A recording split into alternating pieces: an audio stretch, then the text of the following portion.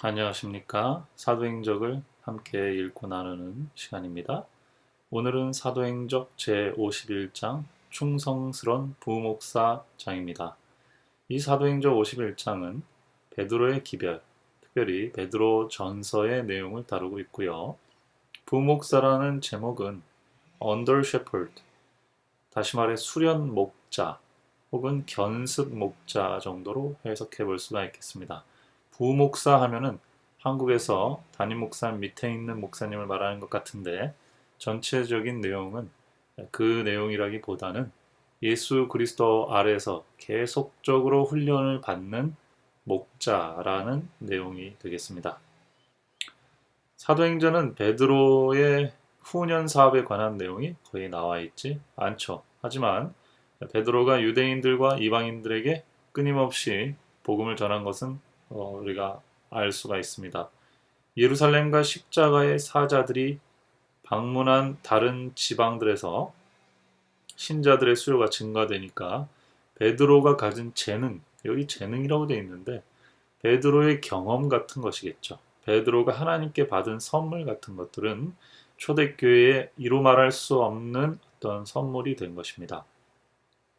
나사렛 예수에 관한 그의 증언의 가마는 아주 멀리까지 퍼졌습니다.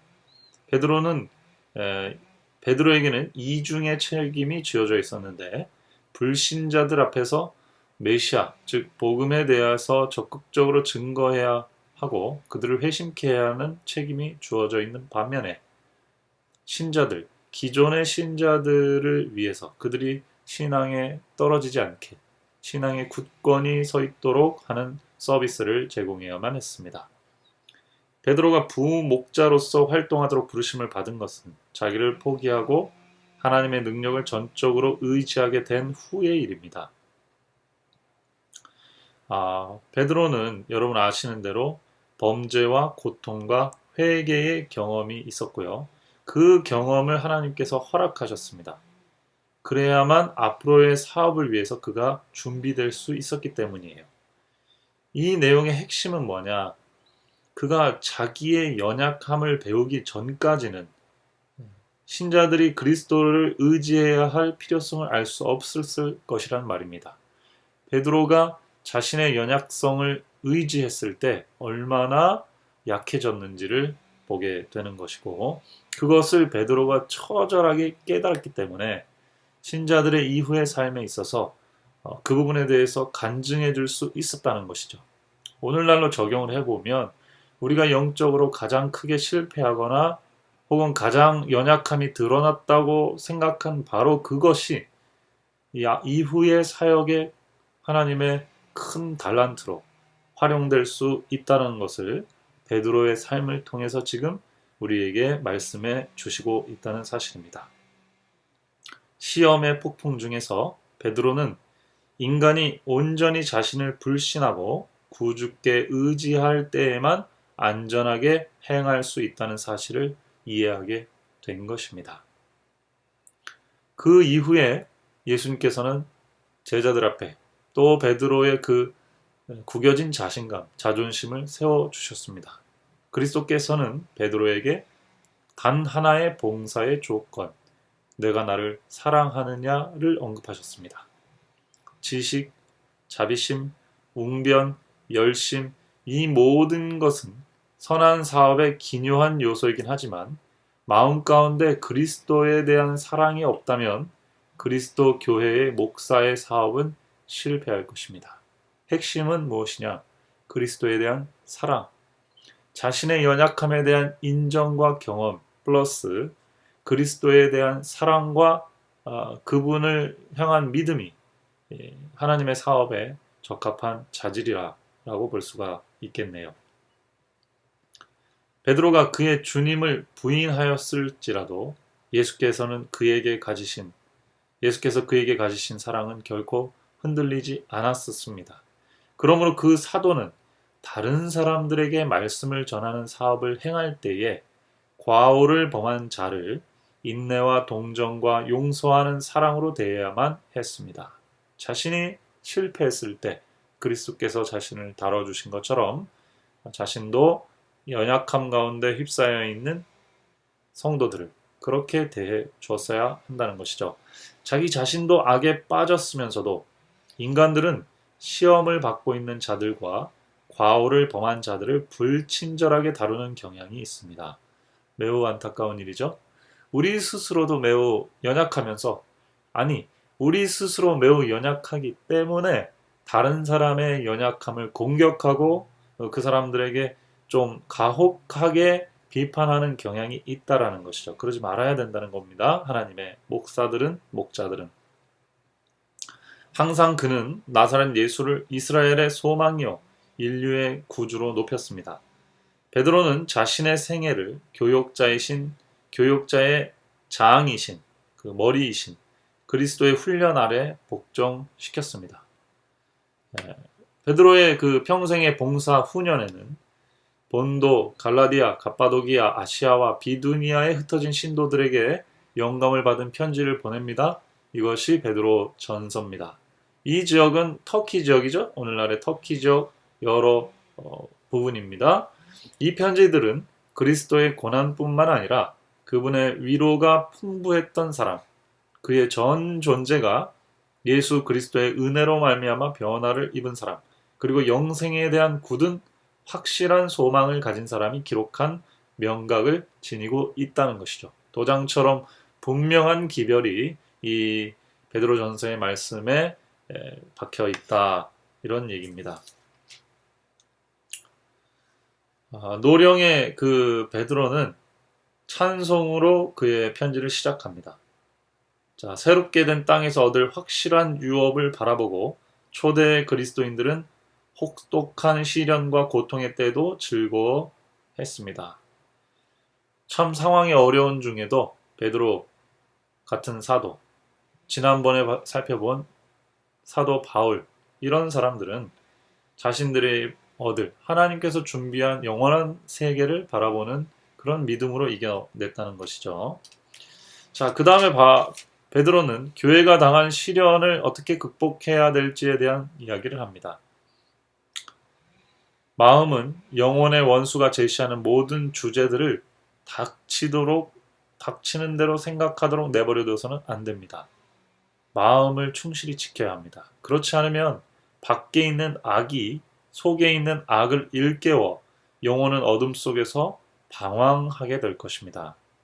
자, 어려운 가운데 있을 때에 그것은 우리 신도들의 마음을 흔들려는 계획이죠. 그래서 밖에 있는 악이 우리 속에 있는 잠재되어 있는 악을 자꾸 일깨워서 그게 조응되면 안 됩니다. 오히려 밖에 있는 소망, 성령이 우리 안에 있는 마음의 그 갈급함, 하나님이 미리 주신 은총과 만나서 선의 진동을 일으켜야 되겠죠.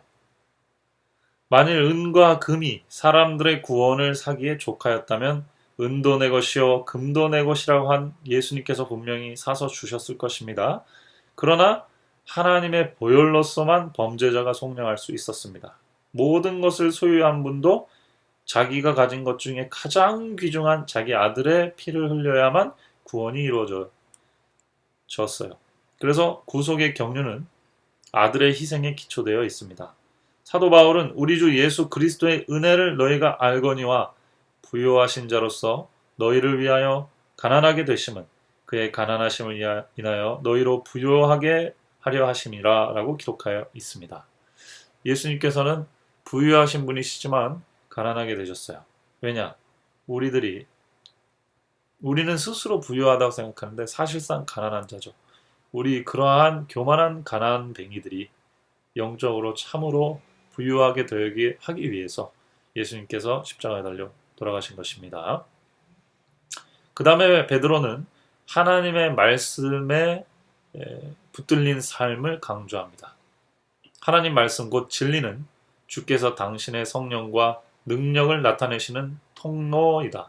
이 말씀에 순종하면 요구된 성질의 열매 곧 거짓이 없이 형제를 사랑하는 열매를 나타내게 된다.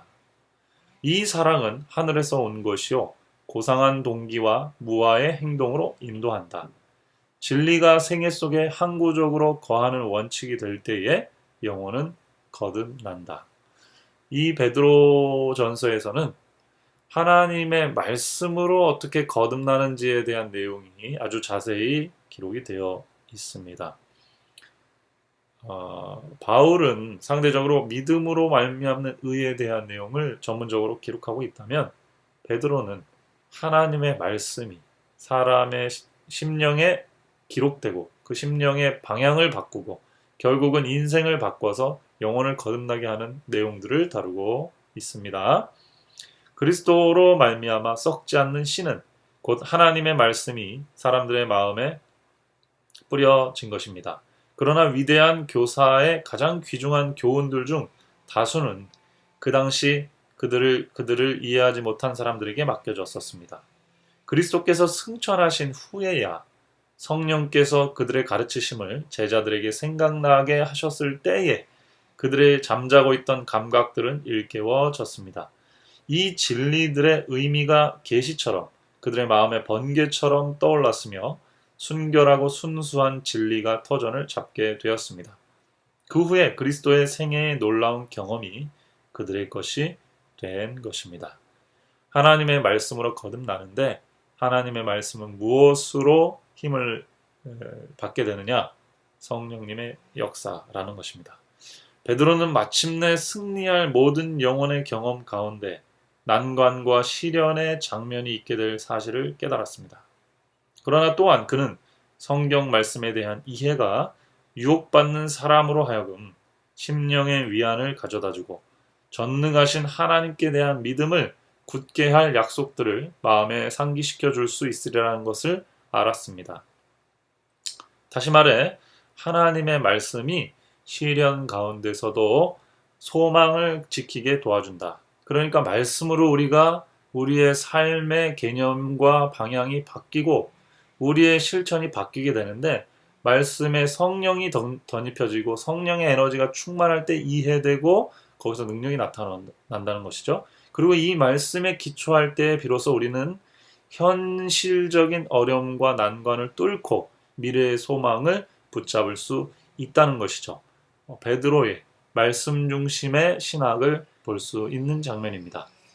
자, 그 다음에 베드로는 현실적인 크리스찬 윤리들, 무엇을 어떻게 살아야 될지에 대한 내용들을 좀 다루고 있습니다. 첫 번째로 사도는 예수 그리스도를 따르는 자로서 그들의 특권에 대해서 역설하면서 그 유명한 말씀, 너희는 택하신 족속이요 왕 같은 제사장들이요 거룩한 나라요 그의 소유된 백성이니 이는 너희를 어두운 데서 불러내어 그의 기이한 빛에 들어가게 하시니 자의 아름다운 덕을 선전하게 하려 하심이라.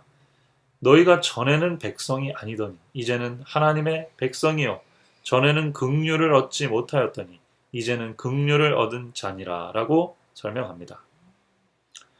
사도는 신도들이 세상의 관원에게 취해야 할 태도들에 대해서도 이렇게 설명합니다. 인간이 세운 모든 제도를 주를 위하여 순복하라. 기성 질서들, 정치, 법 이런 것들에 너무 저항적으로 또 폭력적으로 대항적으로 하지 말고 하나님께서 허락하신 뜻이 있으니 하나님이 허락하신 변화의 때가 있을 때까지 그 권위에 순복하라고 베드로는 얘기합니다. 또한 사도는 종들에게 그들의 주인에게 복종하라고 권고합니다. 두려워함으로 존경함으로 따를 때 고난이 적을 텐데 만약에 고난을 자초하게 되면 그것은 칭찬할 것이 없는 것이라는 설명도 덧붙입니다.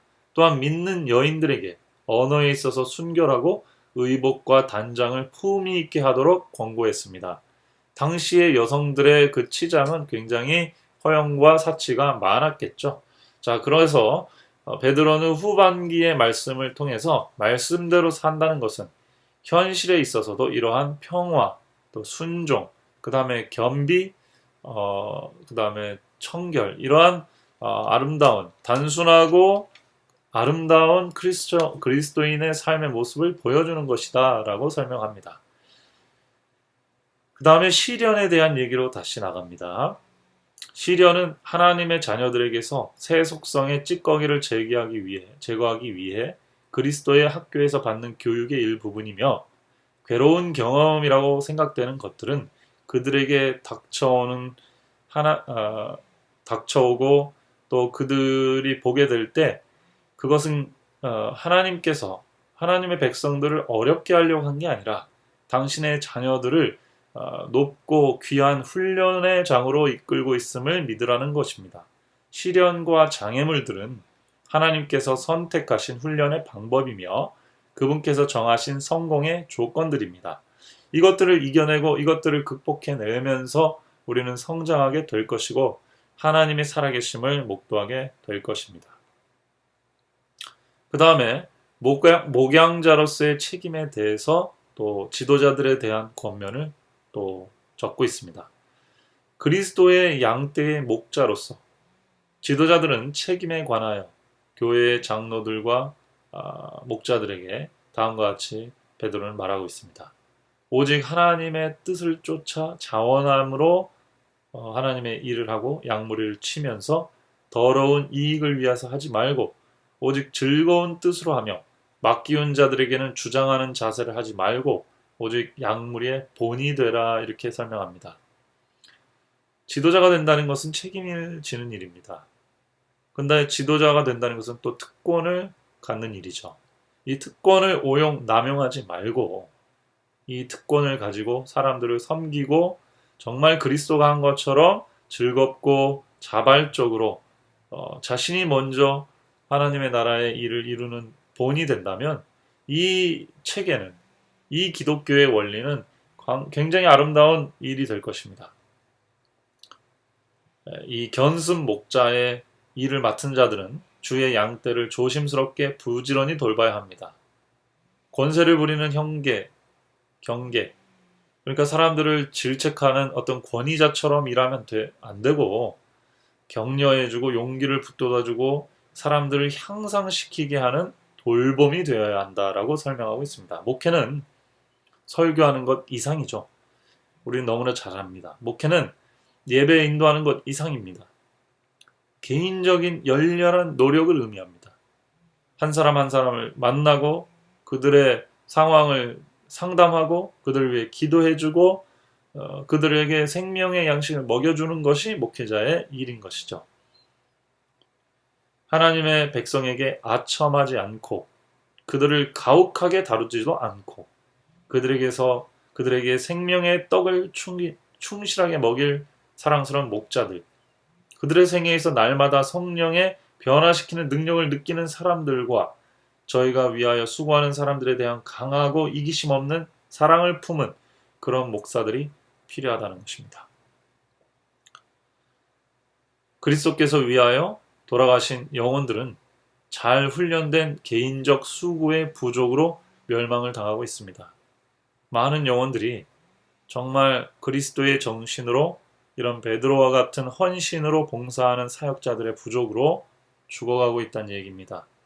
그들은 개인적인 상담가, 예수 그리스도와 같은 생명의 말씀을 전해줄 희생을 하는 리더가 필요한데 그러한 사람들이 부족하기 때문에 양떼들이 흩어지고 고통 중에 있는 것이죠. 그러므로 목회에 들어가는 사람이 양무리가 요구하는 개인적 사업을 행하기를 원치 않는다면 그는 부르심의 과오를 범하는 것입니다. 하나님의 부르심이 있었다면 그 부르심에 제대로 응하지 못하는 것이고 책임을 이루지 못하는 것입니다. 엄숙하게 생각해야 된다는 얘기죠. 참 목자의 정신은 솔선수범이요 또 겸손과 희생의 정신입니다. 베드로는 이렇게 평생 살아왔고 마지막 이 박해의 기간에도 베드로는 이러한 희망 중에서 목자 장의 보상을 생각하며 그분의 모본을 생각하며 이러한 삶을 살도록 교회들에게 호소하고 있었습니다. 베드로는 격려와 용기를 북돋아 주는 말로 신자들의 마음을 현재의 시련과 미래의 고통의 광경에서 썩지 않고 더럽지 않고 쇠하지 아니하는 기협, 하늘로 향하게 했습니다. 베드로는 다음과 같이 열렬히 기도했습니다. 모든 은혜의 하나님, 곧 그리스도 안에서 너희를 부르사 자기의 영원한 영광에 들어가게 하신 이가 잠깐 고난을 받은 너희를 친히 온전케 하시며 굳게 하시며 강하게 하시며 터를 견고케 하시리라. 권력이 힘이 세세 무궁토록 그에게 있을지어다. 아멘. 그는 목자장의 참 능력을 알았습니다. 그리고 믿었습니다. 그분의 말씀에, 그분의 성령에, 그분의 십자가의 은혜의 보혈에 우리가 매여 있다면, 그 영향력 아래 있다면 우리는 목자의 견습 목자로서 그분이 맡기시고 떠난 양들을 충분히 잘 섬길 수 있을 것입니다. 하나님께서 우리를 잠깐 고난을 허락할 수도 있겠지만 그것은 우리가 보다 나은 이러한 사역을 하기 위한 성장의 도구로 또 하나됨의 계기로 삼아 주실 것입니다. 지금 코로나나 세계적인 질병, 그 다음에 경제적 위기로 교회도 사회도 어려움을 당하고 있는데요. 이럴 때일수록 지도자들의 이런 희생과 무본이 절실히 필요로 된다 생각됩니다. 함께 기도하겠습니다. 아버지 하나님, 그리스도께서 부족한 저희들에게 목자의 역할을 맡겨 주셨습니다. 저희들이 목회에 직임을 하든지 그렇지 않든지 지도자로 서는 한, 또 가장으로 서는 한 저희들에게 맡기신 양떼들의 영혼을 책임지는 일이 저희들에게 달려 있습니다. 저희들의 개인적인 수고, 헌신, 그리고 성경 말씀에 기초한 믿음이 이 모든 저희들을 따라오는 양들의 운명을 좌우할 것입니다. 하나님, 이 어려운 때에 저희를 붙들어 주시고 저희도 당신의 이름을 더 깊이 부르고 저희 자신의 연약함이 아니라 하나님의 빛나는 소망을 의지하면서 한 발 한 발 전진할 수 있도록 축복해 주시옵소서. 승리가 당신 안에 있사오니 당신의 승리를 저희 것이 되도록 축복하시고 은혜를 더하여 주시옵기를 우리 구주 예수님의 이름으로 간절히 기도드리옵나이다. 아멘. 감사합니다.